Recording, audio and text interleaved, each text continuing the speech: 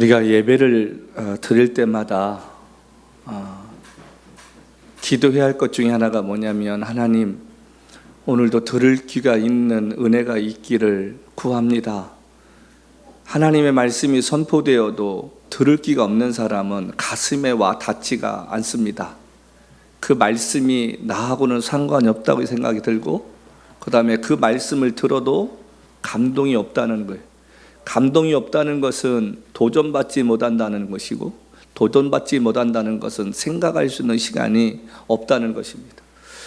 우리가 예수님 앞에 나왔던 많은 무리들 가운데 예수님의 말씀을 경청하고 그 말씀에 따라 살겠다고 고백한 사람은 11명밖에 되지 않습니다. 예수님께서 불렀던 한 사람도 주님의 그 말씀에 귀를 기울이지 않고, 주님, 저는 아니지요, 예수를 팔 사람이 저는 아니지요, 가증스럽게 이야기할 때 바로 너다 라고 말씀하셨는데도 불구하고 유다는 그곳에서 회개한 것이 아니라 이미 자기 마음에 작정한 대로 일을 진행해 가다가 결국은 자살로 생을 마감합니다. 우리가 신앙생활하면서 제일 중요한 것이 뭐냐면, 예수의 뜻대로 살겠다고 고백을 하고 내가 예수를 따라가겠다고 우리가 입버릇처럼 말하는데, 어느 순간에는 내가 결정해버리고 그것이 내가 가길 원하면 그때부터는 하나님의 말씀이 들리지가 않습니다. 우리 하나님이 기적의 하나님이시고 우리 하나님이 내 인생을 인도하실 것이라면 어떤 방법으로든 간에 저와 여러분의 삶을 책임져 주시지 않겠습니까? 우리가 광야라는 이야기를 교회 안에서 참 많이 합니다. 세상 어느 단체보다도 가장 많이 광야라는 단어를 쓰는 게 교회입니다. 이스라엘 백성들이 광야에서 40년을 지내는 그 가운데 그들에게는 소망이 없었습니다. 그들에게는 세상적으로 희망도 없었습니다. 내일도 없었던 사람들입니다. 온통 사방이 돌무더기로 되고 풀 한 폭이 없는 그곳에서 어떻게 그들이 40년을 살았을까? 하나님이 때를 맞춰 그들을 먹이시고 입히시고, 목이 마르면 물을 주셨고, 더우면 구름으로 가리워 주셨고, 추우면 불기둥으로 그들을 인도해 내셨다는 것이. 그러니까 광야는 어떤 곳이냐면, 하나님만 바라보면서 하나님이 죽이든지 살리든지 마음대로 하세요, 이런 신앙 고백을 하게 만드는 것이 광야입니다. 근데 사람도요, 어려울 때는 하나님에 대한 의지, 하나님에 대한 그 강력한 믿음을 갖고 있다가 어느 순간에 내가 할 수 있다는 생각이 들면 그때부터는 내가 이걸 해볼까? 기도하기보다는, 우리가 하나님의 뜻을 구하기보다는 광야에서 나오기만을 원하지, 광야를 통해 하나님이 나를 무엇을 가르치실까? 우리의 인생 가운데 광야 같은 삶이라고 말합니다. 그 의미는 무엇이냐면, 하나님만을 의지하고 먹이시면 먹고 재우시면 재우고 가라면 가고, 이런 신앙이 돼야 되는데 이 시대에 이런 신앙이 많이 없습니다. 사람들이 많이 모이고 많이 모이는 교회를 담임하는 목사님의 얘기는 진리고, 작은 교회 목회자들이 얘기하면 점점 힘을 잃어버려가는 슬픈 시대입니다. 절대 진리는 어디서 나옵니까? 하나님을 의지하고 광야를 경험해 본 사람만이 주님의 마음을 느끼게 될 줄로 믿습니다. 지금 우리가 읽고 있는 이 베드로전서의 내용은요, 우리 1장 1절 돌아가 봐야 이해가 갑니다. 베드로전서 1장 1절 이렇게 말합니다. 예수 그리스도의 사도 베드로는 본도, 갈라디아, 갑바도기아, 아시아와 비두니아에 흩어진 나그네 곧 하나님 아버지의 미리 하심을 따라 성령이 거룩하게 하심으로 순종함과 예수 그리스도의 핏부림을 얻기 위하여 택하심을 받은 자들에게 편지하노니 은혜와 평강이 너에게 있을지어다. 여기 뭐라고 했습니까? 베드로는 본도, 갈라디아, 갑바도기아, 아시아, 비두니아에 흩어진 나그네라고 했어요. 저와 여러분의 인생은 나그네입니다. 나그네는 언젠가 돌아가야 할 집이 있다는 거예요. 저와 여러분이 이 땅에서 삶이 끝난다면 뭐하러 이 시간에 여기 앉아 있습니까? 나가서 내가 하고 싶은 맘대로 내가 원하는 대로 살면 되지, 굳이 이 좋은 날씨에 왜 이 자리에 앉아 있느냐, 그런 말입니다. 우리가 돌아가야 할 집이 있습니다. 만나야 할 주님이 있습니다. 그리고 계산해야 할 시간이 있습니다. 그 다음에 새 마실 것을 기다리면서 상으로 갚아주실 주님을 우리가 만나야 되는데, 그때에 내가 내 뜻이 아니라 주님 뜻대로 내가 살다 왔노라고 우리가 고백할 수 있는 우리의 신앙이 돼야 되지 않겠습니까? 바울이 평생에 그가 고백했던 한마디가 뭐냐면 자기는 선한 싸움을 위해 싸웠다. 그 선한 싸움이 무엇일까요? 진리를 거스리고 하나님을 기뻐하지 않는 그 일을 위해서 자기의 인생을 다 드렸다는 거예요. 자, 그런데 성경 우리 요한계 기록 보면요, 믿는 자가 천국 간다는 얘기 없습니다. 어떤 자가 천국 갑니까? 이기는 자가 갑니다. 어떤 자가 이깁니까? 선한 싸움을 싸운 사람, 하나님의 영광을 위해 진리와 함께하며 불의와 타협하지 아니하고 오직 하나님을 기쁘시게 하는 그 일을 위해 싸운 사람, 그 싸움을 위해 애쓰고 수고한 사람, 그 이긴 자가 가는 것이 천국인 줄로 믿습니다. 근데 요즘은 사람들이 싸우려고 안 합니다.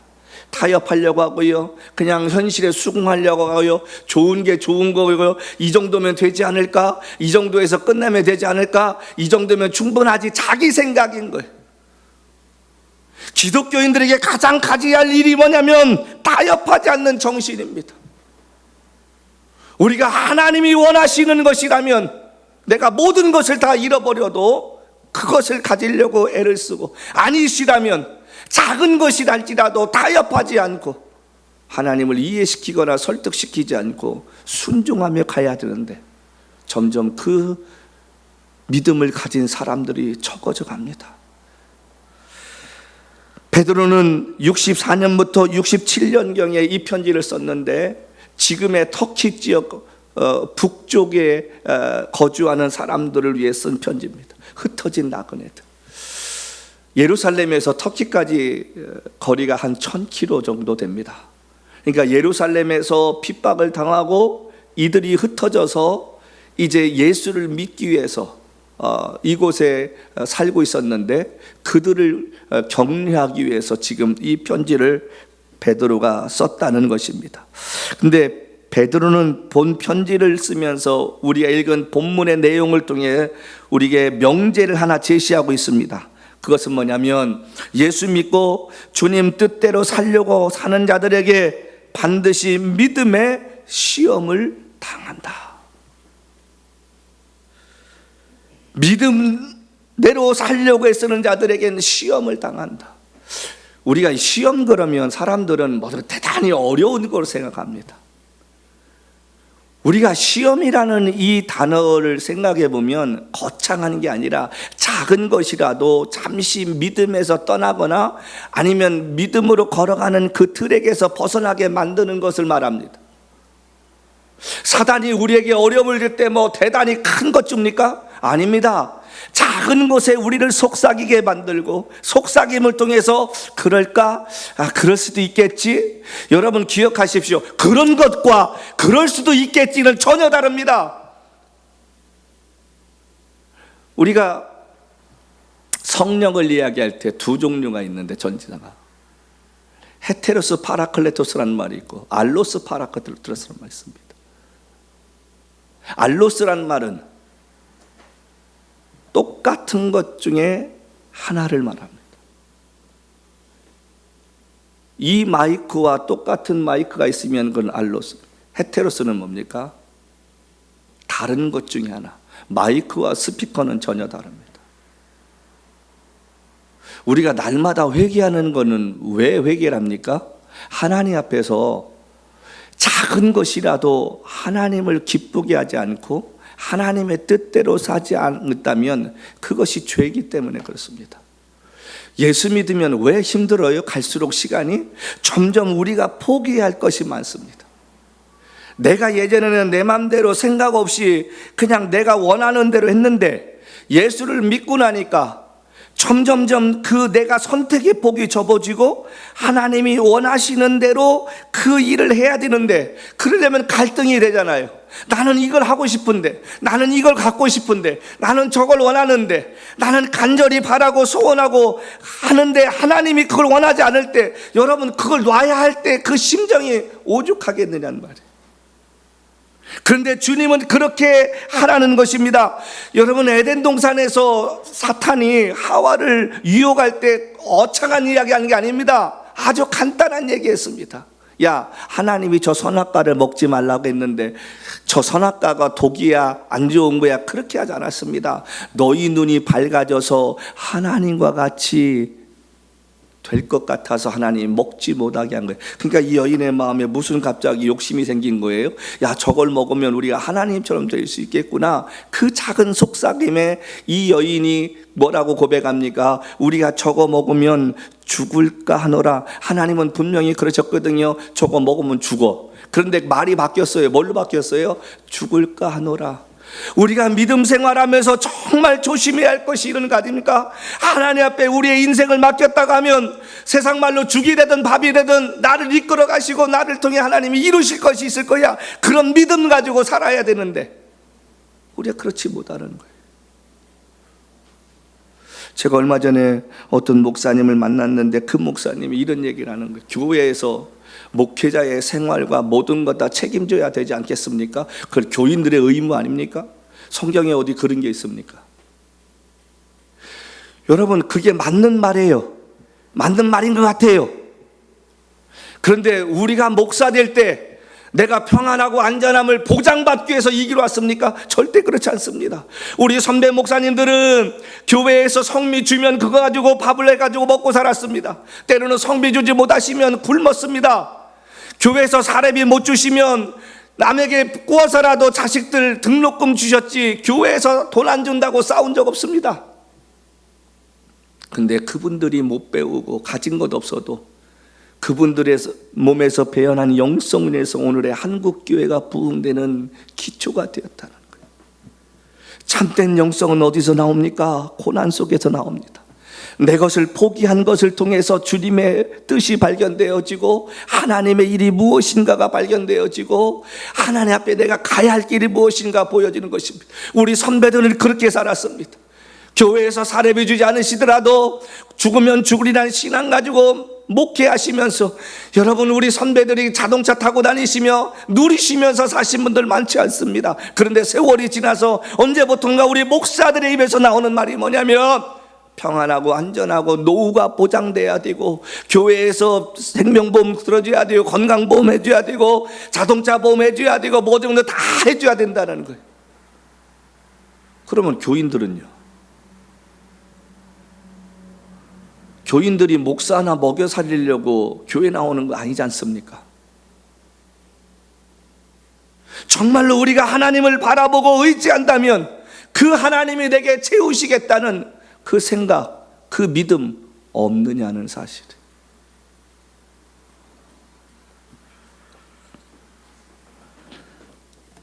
여기 1장 5절부터 6절 말씀 보면 왜 시험을 당하는지 이야기가 나옵니다. 너희는 말세에 나타나기로 예비하신 구원을 얻기 위하여 믿음으로 말미암아 하나님의 능력으로 보호하심을 받았느니라. 그러므로 너희가 이제 여러 가지 시험으로 말미암아 잠깐 근심하게 되지 않을 수 없으나 오히려 크게 기뻐하는도다. 너희가 시험을 당하는데 근심하게 된다. 근데 크게 기뻐하게 된다. 왜 그렇습니까? 그 시험을 이긴 자는 하나님께서 어떻게 그것을 해결하시는가가 보였기 때문에 그렇습니다. 성경에서 믿음을 이야기할 때 정금 같다고 말합니다. 정금은요, 순도 99%가 되는 금을 이야기합니다. 순도 99%가 되려면 1000도가 넘는 온도에서 이게 다 불순물이 제거될 때까지 녹여져야 됩니다. 그리고 틀에 들어가서 금괴의 모습을 갖게 됩니다. 여러분, 시험이라는 이 헬라어 단어는 12절 우리가 읽은 말씀과 동일한 단어인데요, 이 원래 뜻이 뭐냐면은 프로스 페이라스몬이다 그럽니다. 프로스페이라스는 헬라어로 이것은 무슨 뜻이냐면 진짜인지 가짜인지를 테스트한다, 그런 뜻이에요. 그러니까 시험이 오는 것은 왜 오냐면 그것을 통해서 저 사람의 믿음이 진짜인지 아닌지, 성경을 많이 알고 기도를 많이 하고 물질을 많이 드리고 봉사를 많이 한다고 해서 여러분 그 사람이 진짜 믿음의 사람입니까? 아닙니다. 믿음의 사람은요, 끝까지 주님 의지하고 주님 붙잡고 흔들리지 않고 가는 자입니다. 그래서 내 인생 가운데 필요한 것을 하나님이 채우시고 공급하시고 때를 따라 도와주신다는 믿음 갖고 사는 그 사람이 진짜 믿음의 사람인 줄로 믿습니다. 바울이 디모데 말씀 4장 말씀에 보면 가슴 아픈 한 가지 이야기를 하는데 뭐라고 합니까? 대만은 세상을 사랑하여 돌아갔다고 말합니다.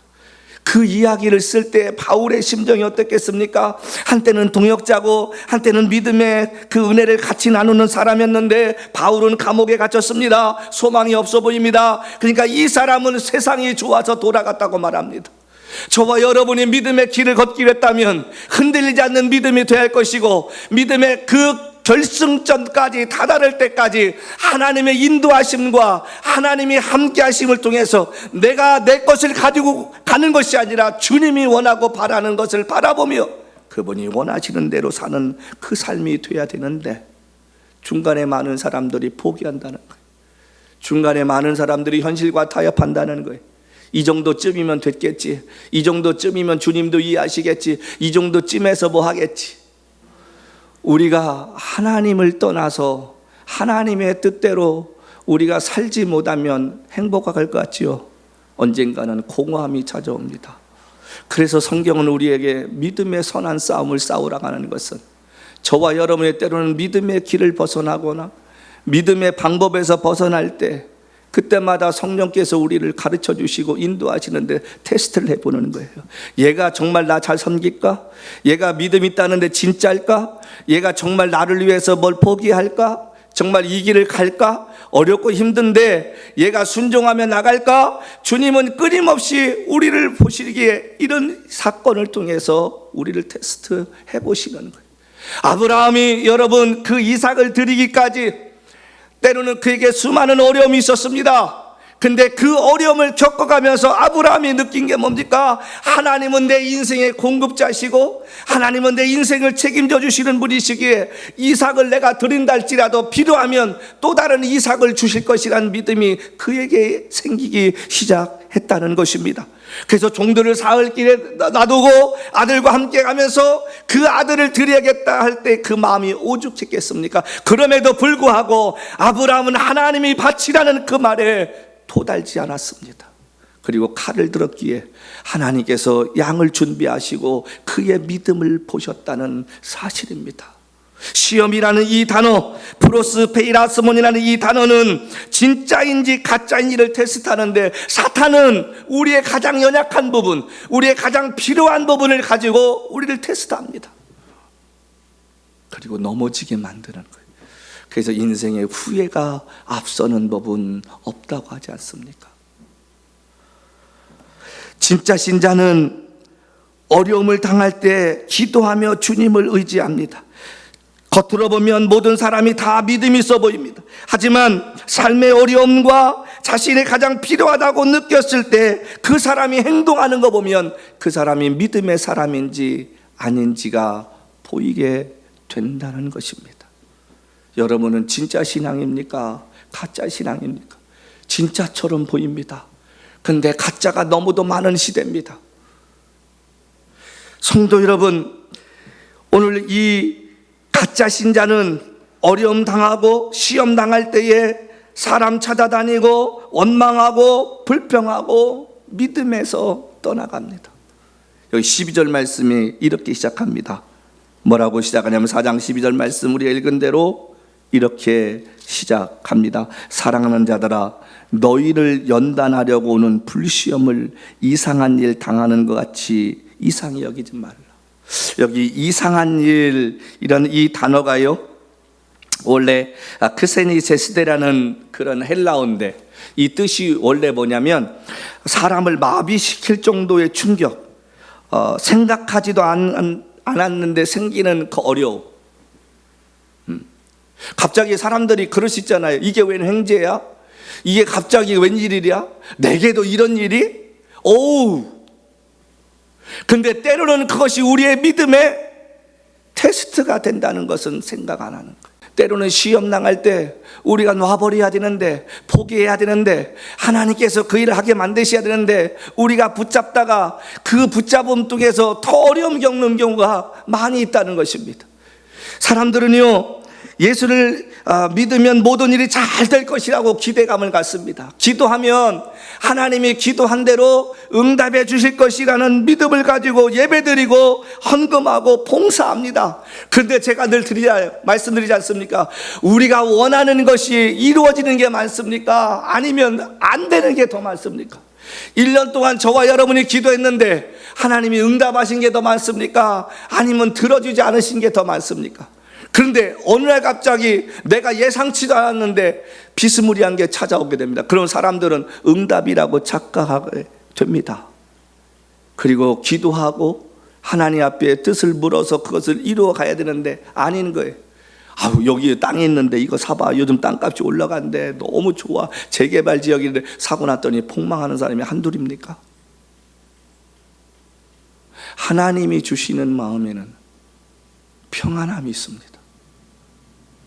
하나님이 주시는 일에는 순조롭게 일이 되어갑니다. 근데 사람이 하려면 피곤하잖아요. 제가 나이 들면서 느끼는 거는 인간과의 관계가 다 유통기한이 있구나. 평생 가는 게 없구나. 5년, 10년, 15년, 20년 한순간에요. 관계 깨어지는 게.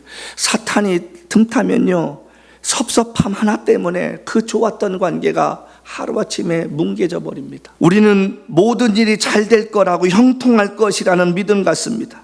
그런데 내가 바라고 원하는 것이 이루어지지 않으면 사람들이 놀래고요, 실망하게 되고, 왜 하나님이 이거 하나 정도는 나한테 주셔도 되지 않는데, 이거 하나 정도는 하나님 그냥 눈 감아 주셔도 되는데 왜 이것마저도 안 주시냐고, 왜 이것마저도 나의 기도를 들어주지 않느냐고 원망과 불평을 합니다.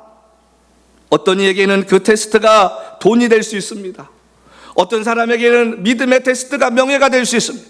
어떤 사람은 믿음의 테스트가 직장이 될 수 있습니다. 어떤 사람은 결혼의 문제가 될 수 있습니다. 어떤 사람은 승진의 문제가 될 수 있습니다.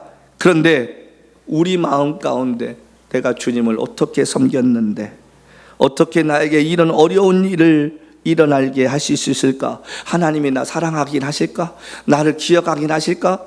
나 혹시 포기한 건 아니실까? 이런 마음 갖게 된다는 사실입니다. 하나님 앞에 범사에 평안한 마음과 감사한 마음 갖고 사는 게 아니라 그때부터 시험이 드는 거예요. 예수 믿으면 뭐해? 기도하면 뭐해?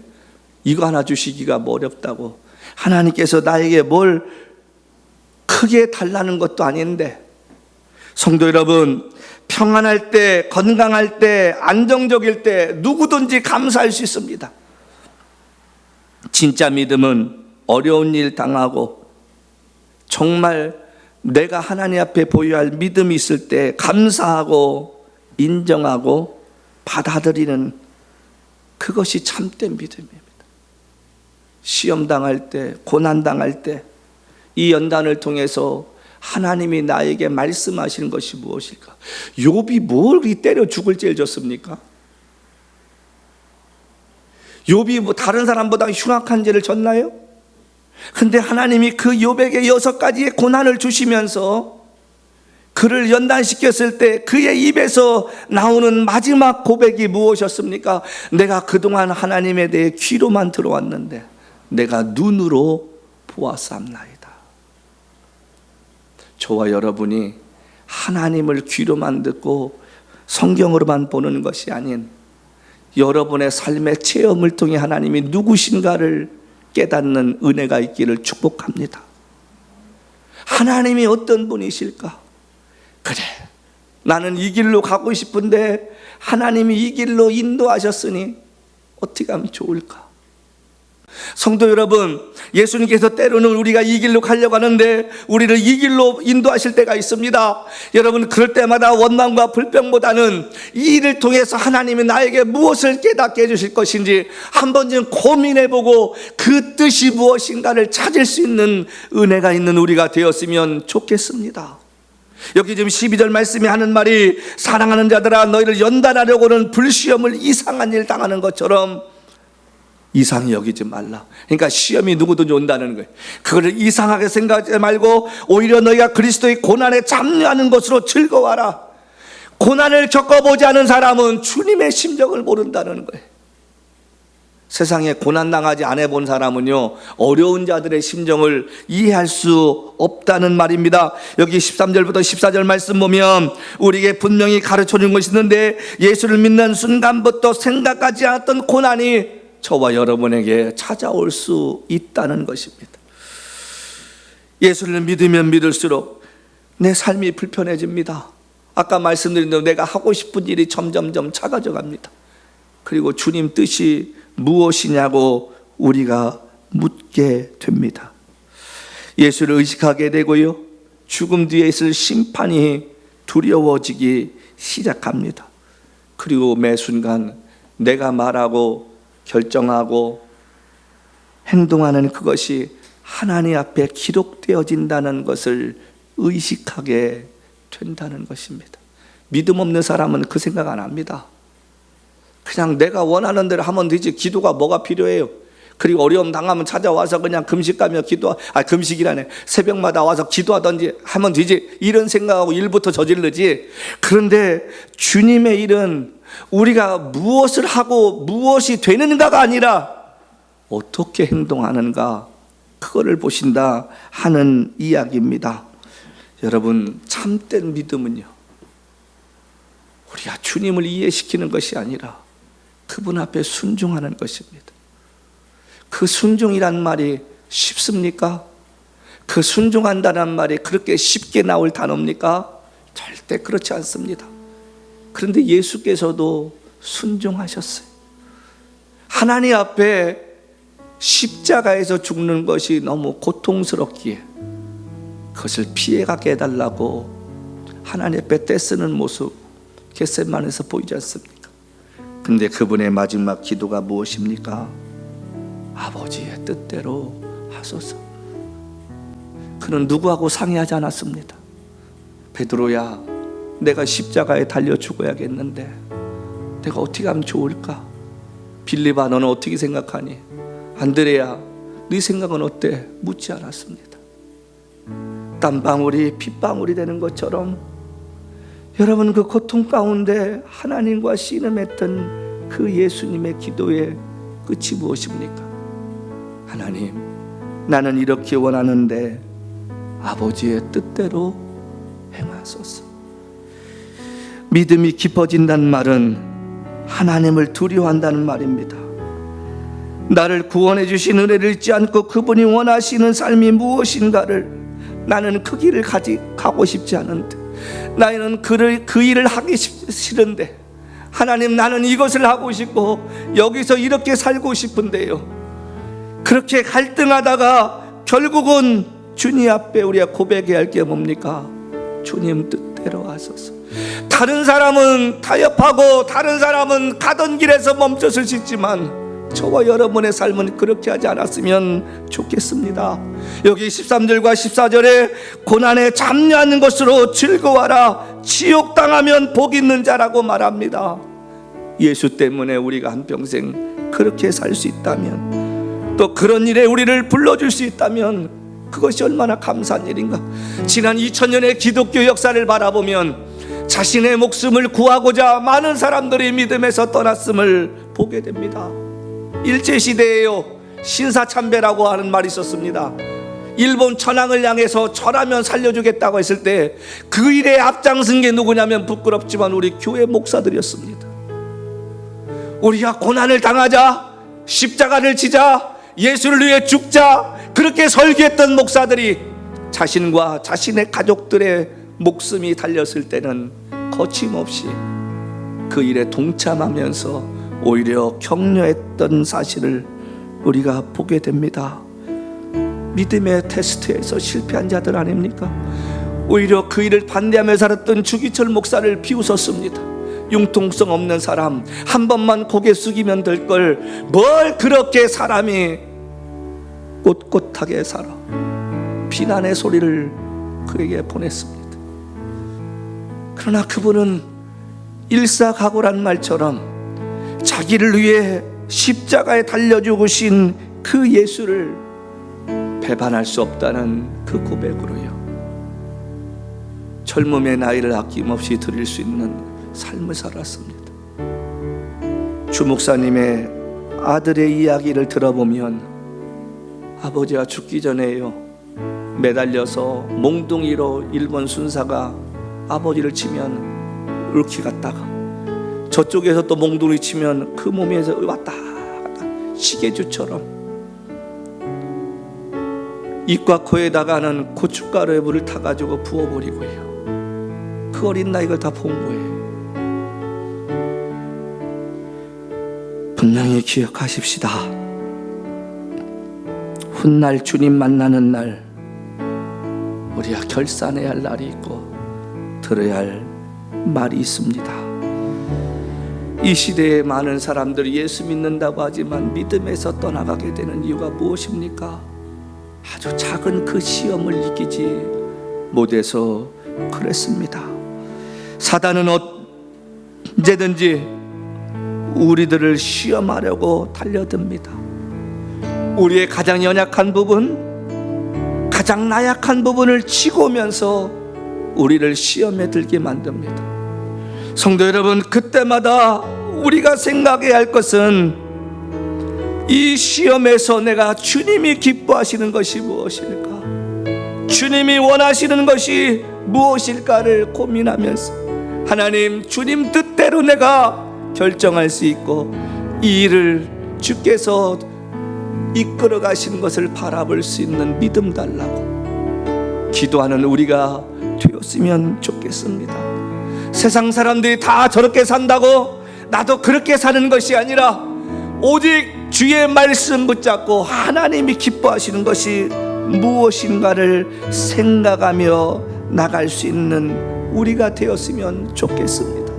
이 한 주간 동안 하나님을 기쁘게 하는 것이 무엇이고 하나님이 원하시는 것이 무엇인가를 생각하며 사는 그런 믿음의 사람 되려고 몸부림치는 우리가 되었으면 좋겠습니다.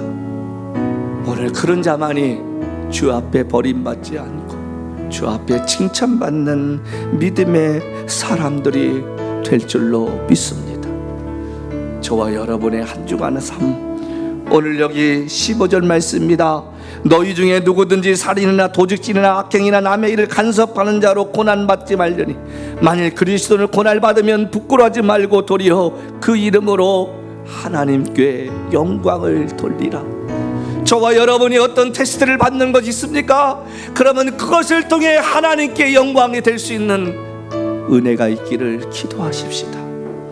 우리가 잘못해서 고난받는 것이 아니라 바른 것을 위해, 옳은 것을 위해 주님의 기쁨을 되기 위해 살려갈 때 사탄이 우리를 흔들고 시험 들게 만들 때 여러분 그것을 통해 부끄러워하지 말고 하나님 앞에 영광 돌릴 수 있는 그 삶을 살라고 베드로가 우리에게 권면한다면 그렇게 사는 우리가 되었으면 좋겠습니다. 이 한 주간 동안 깨어 기도하시고 영적 분별력을 주님 앞에 구하면서 하나님, 순간순간 내가 선 줄 알면 넘어질까 조심한다는 말씀 기억하면서 내 믿음에 자신감이 있는 것이 아니라 하나님이 붙잡아 주시지 아니하시면 내가 쓰러질 수밖에 없는 존재라는 것을 기억하며 주의 은혜를 구하며 사는 저와 여러분의 삶이 되시기를 간절히 주님의 이름으로 축복합니다.